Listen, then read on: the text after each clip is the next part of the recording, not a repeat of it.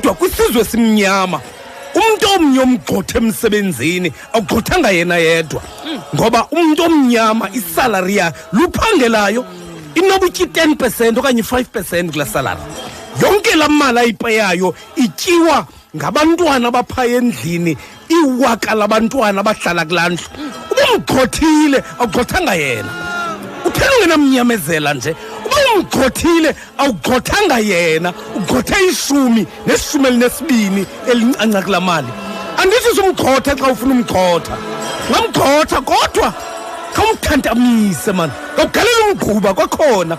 Phinda ugalela umgquba. Phinda ugalela umgquba. Ungamncami msinyane. Phinda ugalela umgquba. Xa usewusithi athi yabona ngoku yawugawula lo mthi ndikruqukile nguwo. Athi lo muntu ukhathalayo khawuyeke kancinci ke ndizame nakulo nyaka ndigalela umgquba.